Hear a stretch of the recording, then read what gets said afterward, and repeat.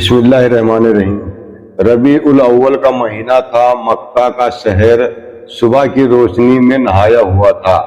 12 ربیع الاول عام دن سے لگتا تھا، لیکن اصل میں وہ دن انسانیت کے لیے رحمت کا پیغام لے کر آیا۔ حضرت آمینہ رضی اللہ عنہا اپنے گھر میں تھی اور ان کے پاس ایک سکون اور نور کا ماحول تھا۔ جب نبی صلی اللہ علیہ وسلم کی ولادت ہوئی تو آپ صلی اللہ علیہ وسلم پیدا ہوتے ہی سجدے کی حالت میں تھے۔ آپ کے چہرے سے نور پھیل رہا تھا جو دیوار تک روشن کر رہا تھا۔ آپ کے لب پہ جاری تھا، رب حبلی امتی، رب حبلی امتی۔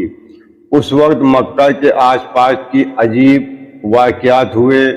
کسریٰ کا محل آدھا گر گیا، ایران کی آگ جو 1000 سال سے جل رہی تھی وہ بجھ گئی، اور سوا کا تالاب سوکھ گیا۔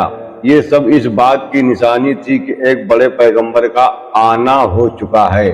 عرب کے لوگ بھی ابھی جاہلیت میں تھے، لیکن اللہ تعالی نے اپنے حبیب صلی اللہ علیہ وسلم کو بھیج کر ان کی زندگی بدلنے کا سلسلہ شروع کر دیا۔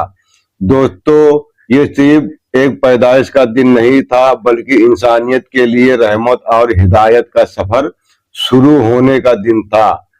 اگر آپ کو یہ ویڈیو پسند آئے تو لائک کریں، شیئر کریں، اور اگلا ایپیسوڈ مس نہ کرنے کے لیے سبسکرائب ضرور کریں۔